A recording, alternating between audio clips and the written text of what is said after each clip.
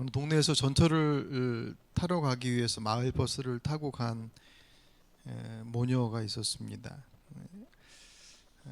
아이가 이제 막 유치원을 다니는 아이인데 버스를 타고 몇 정거장 가다 보니까는 이 꼬마 아이가 이제 지루했는지 뭐 저렇게 떠들어요.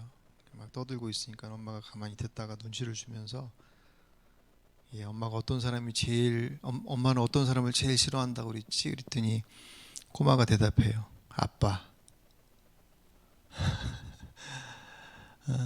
이 시대를 가정의 위기의 시대라고 얘기를 합니다. 그리고 그 가정의 위기는 그 아버지의 권위의 무너짐으로부터라고 보는 시각들이 많이 있습니다. 그때의 그 권위는 건강한 의미 속에서의 권위.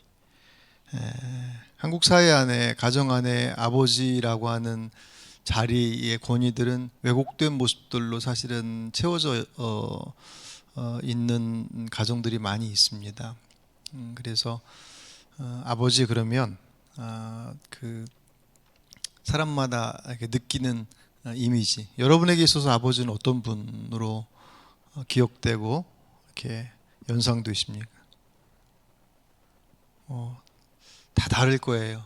어떤 분에게는 그냥 우리 전형적인 우리 한국 사회 안에서의 아버지 모습은 그냥 늘 바깥에서 일하고 그리고 그냥 집안의 모든 일을 엄마한테 맡겨놓고 그래서 중요한 때만 이렇게 그래서 있는 듯 없는 듯 그런 모습. 또 어떤 가정에서 아버지는 정말 자상하고 정말 아주 친근한 그런 모습의 아버지일 수도 있고, 또 어떤 집은 아버지 그러면 고개를 절레절레 저절로 흔들 정도로 아버지에 대해서 아주 안 좋은 기억을 가지고 있는 가정도 있을 것이고, 오늘 이 마태복음 6장 9절 어제 말씀, 하나님은 하늘에 계신 분이시다. 그분의 전능하심, 우리와는 전혀 다른, 우리가 마음대로 호출할 수 있는 그런 분이 아니시다라고 하는 것에 대한 모습들로 봤다면, 오늘은 예수님께서 그 하나님을 아버지라고 부르라 이렇게 가르치십니다. 그래서 이제 하나님 하늘에 계신 우리 아버지여 할 때 그 아버지라고 하는 그 단어를 우리가 입에서 쏟아 놓을 때, 그때 이제 우리의 개인적인 경험 속에서의 아버지가 거기에 같이 묻히는 거예요. 그래서 각자가 가지고 있는 아버지에 대한 경험들이 그 하나님 아버지라고 부를 때 그 안에 같이 오버랩되면서 어떤 분들에게 있어서는 그 하나님 아버지로 고백하는 것이 전혀 낯설지 않고, 아 그래 하나님은 아버지와 같으신 분이셔 라고 하는 자신의 경험 속에서의 그 아버지의 이미지와 하나님이 이렇게 잘 이렇게 포개지는가 하면, 어떤 분은 그 아버지에 대한 그 안 좋은 기억들과 경험들이 그 하나님을 아버지로 고백하는데 주춤하게 하는, 실질적으로 그래요. 그래서 그 자리를 어느 정도의 시간이 필요한 분들도 사실은 있습니다. 그런 이유 때문에 하나님 향해 아버지라고 부르려고 한다면 그 아버지는 어떤 아버지인가, 내가 알고 있는 제한되고 내 경험으로 이렇게 이미지화 되어져 있는 그 아버지, 어쨌든 이 땅에서 내가 경험한 아버지의 모습은 좋은 모습이든 좋지 못한 모습이든 어떤 모습이든지 불완전한 모습일 거잖아요. 그런 내 경험에 갇혀 있는 아버지의 이미지가 아니라 성경에서 말씀하고 있는 아버지의 모습은 어떤 모습이냐라고 하는 것, 그것을 살펴보는 것이 대단히 중요하겠죠. 예수님께서 그 아버지에 대한 말씀을 가장 오늘 본문에 연결되어서 선명하게 주신 이야기가 누가복음 15장에 나오는 우리가 흔히 말하는 탕자의 비유라고 부르는 그 본문에서 소개되어져 있습니다. 워낙 유명한 말씀이죠. 근데 그 말씀 보면 우리의 정서 속에서도 조금 낯선 장면인데, 유대인들에게 있어서는 사실 그들의 문화 가운데는 그 아버지는 진짜 이상한 아버지인 거예요. 여러분 기억 나십니까? 나신 분도 계시고 안 나신 분도 계시겠지만 간략하게 내용들은 좀 봐야 되겠죠. 그 아버지 누가복음 15장에 소개된 아버지는 아들을 둘 두고 있었는데 어느 날 둘째 아들이 아버지한테 유산 좀 달라고 아버지가 멀쩡히 살아계시는데 유산 나눠달라고 그렇게 요청을 합니다. 그러니까 살아계신 아버지를 두고 유산 달라고 하는 아들치고 제대로 된 아들이 있을 리 없잖아요. 우리 정서 속에서도 그렇지만 유대 가부장 문화가 유대 문화의 아주 그 뼈대와도 같은 그 문화 속에서 살아계신 아버지를 두고 유산 달라고 하는 그 아들의 모습은 이해할 수 없는. 근데 더 이해할 수 없는 것은 보통 아버지라면 그렇게 요구하는 아들을 제지하거나 어쨌든 뭐 조정시키거나 막 그랬을 것 같은데 누가복음 15장에서 기록된 아버지는 그 아들의 요구를 들어줘요. 그래서 그 유산을 분배를 해줍니다. 큰 아들과 작은 아들과. 그 앞에 부분을 보면 그냥 작은 아들에게만 줬다고 표현되어 있지만 나중에 보니까 큰 아들한테도 나눠줬어요. 큰 아들은 별 얘기 없이 그냥 나중에 등장하는 거 보니 그냥 아버지와 같이 있겠다라고 결정한 것 같고, 둘째 아들은 요청했던 것처럼 유산 받아가지고 떠나죠. 그렇죠? 가서 같이 하고 싶은 대로 다 하고 결국은 다 날려버리고 말죠. 거지가 됐습니다. 먹고는 살아야겠으니 살 길을 찾아 헤매는데 당시 이스라엘 사람들에게서 가장 치욕적인 것 중에 하나가 이제 돼지라고 하는 짐승 가축은 부정한 동물 중에 하나였어요. 그 돼지를 치는 일이라고 하는 것은 유대인에게 있어서는 해서는 안 될 일이에요. 근데 그걸 해야지 살 수 있을 만큼 아주 바닥으로 떨어졌어요. 그 바닥에 떨어짐이 더해서 돼지가 먹는 쥐염 열매를 뺏어 먹을 정도, 그렇게 먹어야 될 정도로 살 수밖에 없을 정도의 그 극한의 자리로 떨어져 갑니다. 결국 둘째 아들이 스스로 잘못을 뉘우치죠. 돌아가야 되겠다. 우리 아버지 집에 가면 적어도 이렇게는 안 사는데 가서 차라리 우리 아버지 집에 가서 종노릇 할지언정 더 이상 못하겠다라고 해서 돌아갑니다. 그렇게 해서 돌아와요.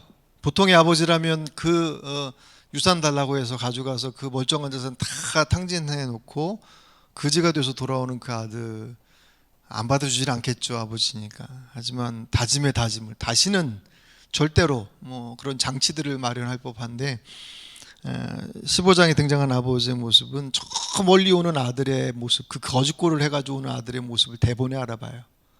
그것은 곧 그 아들이 계속 기다리고 있었다라고 하는 것을 그 구절에서 확인할 수 있죠. 그리고 오는 그 아들 무슨 개가천선에서 금유하냐 하는 것처럼 그 아들의 옷을 목욕시키고 좋은 옷으로 가락지 끼고 새신시키고 그래서 살진 송아지를 잡아서 큰 잔치를 벌입니다. 모르는 사람이 보면 무슨 옛날 우리로 얘기하면 무슨 과거 급제하고 온 사람처럼 그렇게 아주 큰 잔치를 벌이죠. 그렇게 한 이유가 분명히 있었어요.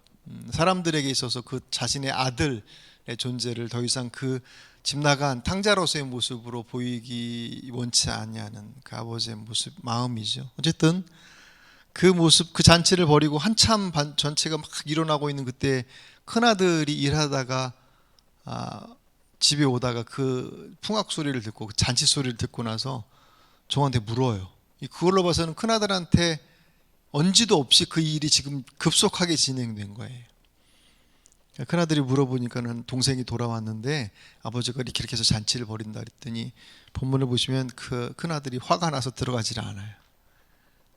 아버지가 이제 이번엔 큰아들한테 또 와서 설명을 합니다. 네 동생은 죽었다가 온 거 아니냐.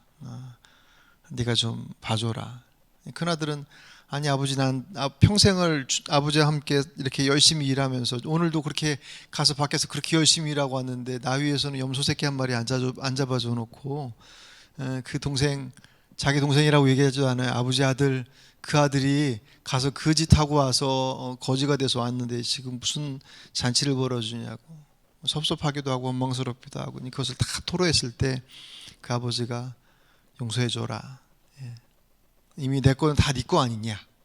그러면서 그 아들을 큰 아들을 달래입니다. 집 나갔다 돌아온 거지가 되어온 그 아들은 다시 세우기 바쁘고 마음속으로 상함받은 그 큰아들은 가서 달래기 바쁜 그 아버지가 오늘 본문 예수님께서 하늘에 계신 우리 아버지라고 부를 때 그 아버지의 표상과도 같습니다. 이 이야기가 당시에 유대인들에게 있어서는 도저히 받아들일 수 없는 아버지에 대한 인식이, 하나님에 대한 인식이에요. 그러니까 마치 큰아들이 아버지를 이해하지 못하는 것처럼. 왜냐하면 유대인들에게 있어서 그 하나님은 전능하신 분이시고 위대하신 분이셔요. 빈틈없고 아주 털끝만큼의 빗나감도 허용치 않는 분. 이것은 이제 그들이 율법에 대해서 가지고 있는 이해와 연결되어 있습니다. 그러니까 유대인들은 엄밀히 얘기하면 행위구원론자들이에요. 말씀을 잘 지켜서 하나님의 나라에 갈 수 있다라고, 율법을 잘 지켜서 하나님 나라에 들어갈 수 있다라고 생각을 했어요. 그리고 그 율법을 잘 알아야지 잘 지킬 수 있다라고 하는 것까지 연결돼서 그들의 구원은 지식 구원으로 같이 연결되었어요. 말씀을 모르면 하나님 나라에 갈 수도 없어요. 왜? 지킬 수도 없으니까. 그렇게 생각하고 있는 하나님, 그 하나님에 대한 모습, 그 이미지, 그들의 신학을 가지고서는 하나님께서 그렇게 다가오시는 것에 대해서 그들은 전혀 이해할 수 없어요. 왜냐하면 그 하나님의 분노, 말씀을 지키지 못하고 계속 엇나가는 그들을 하나님께서 참다 결국은 폭발하면 그 심판의 때가 다가오는 것이니까 그 하나님의 분노를 누그러뜨리기 위해서 제사를 드리고, 그리고 구제를 하고 절기를 지키고, 그들의 모든 종교적 행위들은 그 하나님의 마음을 달래기 위한 것처럼, 꼭 그렇게 보면 그 이방인들이 우상 숭배하는 것과 사실 별 다름이 없는 거예요. 그런 모습들로 하나님에 대한 이해가 곡해되어 있었던 그런 상황들 속에서 예수님께서 하나님은 그런 하나님이 아니시다. 예수님께서 가르쳐 주시는 그 하나님은 인간에 대해서 조금만 틀리면 끝장이다라고 그런 마음을 가지고 인간의 모습을 보시는 분이 아니라, 그분이 우리를 인간을 사랑하시며 그 아들을 주실까지 사랑하시는 분이다. 그 하나님이 인간의 죄악에 대해서 분노하시어서 심판을 기대하시는 분이 아니라 그 인간의 죄악에 대해서 아파하시는 분이라는 거예요. 전혀 다른 이유예요. 죄에 대한 이유, 그들이 가지고 있는 불완전함에 대한 이유들, 그들은 심판과 진노로서 생각하고 있는 하나님이기 때문에 그 하나님은 결코 누가복음 15장에서 소개하고 있는 하나님, 아버지 하나님으로서 절대로 이해할 수 없는 것입니다. 근데 사실 그 하나님이 아버지 되신다라고 하는 것에 대한 언급은 예수님께서 처음 하신 게 아니에요. 구약 성경에 보면 이미 하나님께서 출애굽하는 이스라엘 백성들을 그들은 내 맏아들이다라고 사실 표현합니다. 출애굽기 4장 22절에 보시면, 너는 바로에게 말하여라, 나 주가 이렇게 말한다. 이스라엘은 나의 맏아들이다. 내가 너에게 나의 아들을 놓아 보내어 나를 예배하게 하라고 하였건만 너는 그를 놓아 보내지 않았다. 그러므로 내가 너의 맏아들을 죽게 하겠다. 이스라엘은 내 맏아들이다. 보잘것없고 지금 노예로 있어요. 소수 민족에 불과한, 그들이 하나님의 택함 받은 백성이라고 하는 정체성도 희미해요. 그런데도 불구하고 하나님께서 그들을 아들로 호칭하십니다. 그런데 신약으로 넘어와서 예수님께서 말씀하시는 그 하나님은 아버지라고 말씀하시는 그 아버지에 대한 내용들은 훨씬 더 구체적이고 선명해요. 왜냐하면 오늘 하늘에 계신 우리 아버지 할 때 이 아버지라는 단어가 아람어로 아빠라고 하는 단어예요. 원래 예수님께서 말씀하셨을 때 당시의 언어는 아람어예요. 헬라어를 사용하지 않으셨어요. 아람어를 사용하신 것이 성경은 헬라어로 기록되어진 것인데, 이때의 아버지는 아빠예요. 아람어로 아바. 우리 찬양할 때 아바 아버지 있잖아요. 그때의 아바. 근데 그 아바라고 하는 단어는 우리말의 아빠와 같은 의미예요. 그러니까 전 세계적으로 어원 이렇게 그 단어들을 보면 엄마 아빠는 비스무리해요. 뭐 발음상의 그것도 있긴 하겠지만, 어쨌든 아람어의 아바, 주님께서 말씀하시는 하늘에 계신 우리 아버지 할 때 그 아버지는 아람어의 아빠라고 하는, 그러니까 우리가 생각할 때 아빠 그러면 여기서 아버지를 아빠라고 부르시는 분 일반적으로 유리는 아빠를 뭐라고 불러? 아버님이라고 부르니? 우리 종종 보면 이렇게 꼬마애들이 그냥 제가 말할 때 아빠라고 불러야 될 것 같은데 아버지 그렇게 부르면 되게 좀 낯설기도 하거든요. 뭐 이제 일부러 훈련시키고 존댓말 시키고 막 그러느라고 아버지 그러는데, 사실 아빠라고 하는 단어는 아이들의 전유물과도 같죠. 그죠? 그것은 친근감을 표현하는, 물론 다 큰 어른 성인도 아버지에게 아빠라고 부르기도 하죠. 지금이야 뭐 다 뭐 그렇게 부르는 게 이상하지 않지만, 어쨌든 어린아이에게 있어서 아빠라고 하는 존재, 그러니까 아버지를 아빠라고 불렀을 때 그 친근감은 아버지라고 하는 단어로서 설명해낼 수 없는 친근감을 분명히 표하고 있죠. 그죠? 예수님께서 하나님을 아버지라고 소개하는데 그 아버지를 근엄하신 아버지일 수도 있겠고, 그럴 수 있는데 아빠라고 하는 단어를, 독일 신학자 중에서 요아킴 예레미야스라고 하는 아주 유명한 복음서의 아주 유명한 신학자가 있습니다. 이 요아킴 예레미야스가 이 부분, 이 아빠라고 하는 단어에 대해서 뭐라고 얘기하냐면, 예수 그리스도를 전후로 해서 유대인들 가운데 하나님을 아빠라고 부른 예가 없다고 그랬어요. 그러니까 예수님이 처음 하나님을 아빠라고 부르는 거예요. 그러니까 왜 굳이 그 단어를 사용하셨겠는가? 물론 아버지와의 친근함을 아빠라고 하는 단어가 아닌 그냥 아버지라고 불러도 그 친근함을 표현할 수 있잖아요. 그런데 그 단어만 가지고는 설명할 수 없는, 그냥 아빠라고 하는 단어만으로도 그 안에 가지고 있는 그 의미가 분명하기 때문에, 왜 예수님께서 그 아빠라고 하는 단어를 쓰셨냐 하면, 그것은 예수님에게 있어서 하나님은 아빠이기 때문에 그래요. 그렇게 정말 여기셨다고요. 나중에 십자가상에서 하나님을 부르실 때도 아바 아버지여라고 불러요. 그 죽음의 그 마지막 끝자락 속에서 그 인류의 모든 죄값을 짊어지고 가시는 그 고통의 현장들 속에서 아빠 아버지라고 부르십니다. 우리가 구할 하나님의 모습은, 우리가 어제 봤던 것처럼 그 하나님은 전능하신 하나님이시잖아요. 우주를 창조하시고, 그래서 인간으로서는 그 앞에 설 때 숨조차 쉴 수 없는, 구약시대는 그분을 보면 죽는다고 할 정도로 그분과는 전혀 다른 존재로, 우리와는 전혀 다른 존재로서의 그 어마어마한 그 하나님께서 우리의 아버지 되신다? 아니, 그걸로 부족하다는 거예요. 너의 아빠다라고 표현하는. 그래서 그 전능하심이 그 하나님의 초월함, 위대하심을 표현한다고 한다면, 아빠라고 하는 그것은 그 전능하신 하나님이 우리에게 어떤 존재인지, 우리를 어떻게 보시는지에 대한 것들을 분명하게 보여주시고, 그분이 그렇게 말씀하셨고 그것을 우리에게 가르치셨어요. 왜? 요한복음 1장 12절, 영접하는 자 그 이름을 믿는 자들에게는 하나님의 자녀가 되는 권세를 주셨으니. 아멘. 예. 예수님께서 하나님을 아빠라고 부른다고 한다면, 너희들도, 우리들도 그 하나님을 아빠라고 부를 자격이 있다. 불러야 한다. 그것은 단지 말의 습관이나 표현을 바꾸라는 의미가 아니에요. 그분이 진짜 너희 아빠다라는 거예요.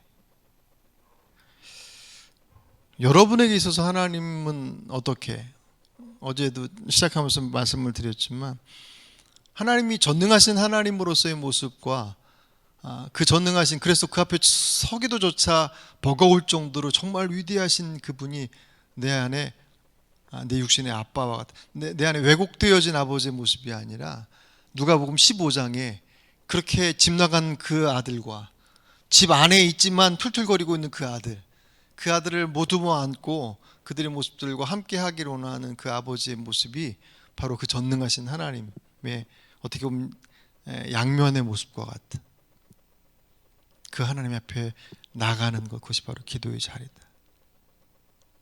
참고적으로 하나님을 아빠라고 부르는 것은 우리가 그분의 상속자 되었다라는 것을 의미합니다. 그러니까 하나님의 풍요함과 풍요로움과 하나님의 부요함이 곧 우리들에게 이미 약속되어져 있는 것들이잖아요. 그것들을 받을 자격을 가지고 있는 사람들이다. 그리고 하나님을 아빠라고 부른다는 것은 그 전능하신 하나님께서 저 멀리 계시는, 그래서 너희들 인생 너희들이 알아서 살아라고 하지 않으시고 우리에게 아빠로 다가오셔서 우리를 구원하시는 구원자의 모습이다. 실제적으로 여러분 다른 종교들을 보면 다 그들의 구원은 자신들의 행위, 자신들이 노력해서 구원을 받는 행위 구원과 다 연결되어 있습니다. 범신론, 모든 것이 신이라고 얘기하는, 일반적으로 그 종교에서 보면 힌두교나 불교 같은 경우가 대표적인 얘기예요. 모든 이가 다 신이 될 수 있어요. 그러니까 결국 자신을 구원할 수 있는 것은 다른 외부적인 신이 아니라 내가 바로 너를 구원할 수 있다. 또 이신론 같은 경우는 하나님의 절대적인 존재를 인정을 합니다. 하지만 그 절대적인 존재가 죄 많은 세상엔 들어오지는 않아요. 그 대표적인 종교가 이슬람이에요. 그래서 알라 신을 모시잖아요. 하지만 그 신에게 가까이 도달해야지 구원의 자리에 올 수 있는 것이지 그 신이 내려오진 않아요.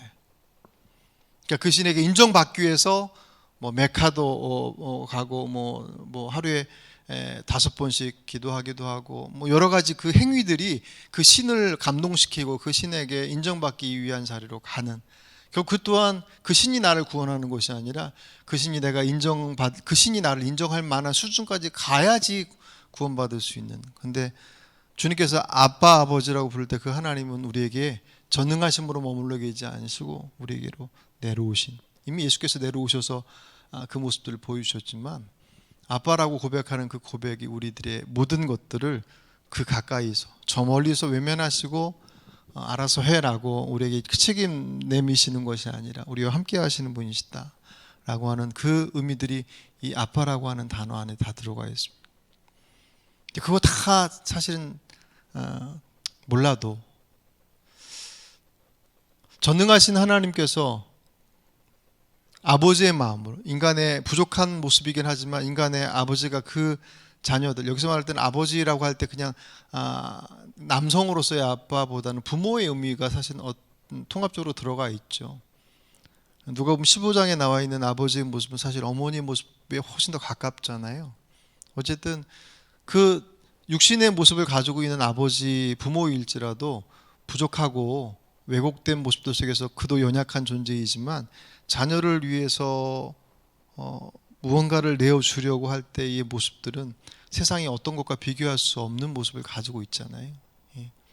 그분이 하나님, 나의 하나님이시다는 그 전능하신 분께서, 그저께 말씀 보면서 그 얘기했습니다. 하나님이 전능하신데 그 전능하신 하나님께서 너무 칼 같으신 분이셔요. 그 기다리는 법이 없으시고 때로는 막 변덕스러우셔요. 이럴 땐 구원했다가 이럴 땐 안 했다. 그렇다고 한다면 그 하나님의 구원의 자리는 누가 들어갈 수 있겠습니까? 반대로 그 하나님은 아주 우리를 사랑하시며 그 사랑의 깊이가 너무 깊어요. 너무너무 사랑하셔요. 근데 능력이 없어요. 내가 어떤 것을 아파하는지 알고 있지만 그 아파하는 것을 해결해 줄 수 있는 능력이 없어요. 그럼 우리의 기도는 제한될 수밖에 없지 않습니까? 그 전능하신 그분께서 나의 아버지 되신다, 아니 나의 아빠다, 이 고백이 오늘 여러분의 고백이 되셔야만 합니다. 아니 우리에게 이미 허락되어진 것입니다. 단 조건이 있잖아요. 그 하나님, 우리가 믿음 안에 들어와 있는 이들, 아까 요한복음 1장 12절 영접하는 자고 그 이름을 믿는 자들에게는 하나님의 자녀가 되는 권세를 주셨으니, 이 권세는 특권이라고 그래요. 이미 그것을 우리가 받았다고 한다면 그것을 누리는, 전능하신 하나님을 알고 있는데 아버지 하나님은 모른다고 한다면 그는 늘 어떻게 보면 두려움 속에 살아갈 수 있을 거예요. 아버지 하나님을 알지만 전능하신 하나님 모른다면 항상 그분 앞에 토로하고 있긴 하지만 그분께서 내 삶의 자리를 어떻게 해결해 주실 것인가에 대한 기대를 갖지 않아요. 그냥 속상해서 풀어놓는 그런 그 자리, 그 이상도 그 이하도 아닌 자리가 될 수 있습니다. 오늘 이 저녁이 여러분에게 있어서 여러분이 가지고 있는 그 부족함들을 그분 앞에 아뢰을 때 아빠 아버지라고 고백하셨던, 기도하셨던 예수님처럼 오늘 여러분의 기억 속에 왜곡되거나 좀 상처거나 아픔 가운데 있는 그런 아버지의, 그런 부모의 모습이 아니라 정말 나의 모든 것까지 내어줄 수 있는 그 부모의 모습으로서의 그 사랑, 그 크신 분이 내 아버지 되신 하나님이시다라는 그 믿음의 고백이 여러분의 고백이 되시고, 오늘 그 기도가 그분 앞에 올려드려지는, 무엇이든지 들으시고 그것에 주님께서 기다리시고 답하시고 인도하시는 그 하나님의 은혜를 누리시는 오늘 저 여러분의 삶이 되시길 주의 이름으로 축복합니다. 기도하겠습니다. 감사합니다, 주님.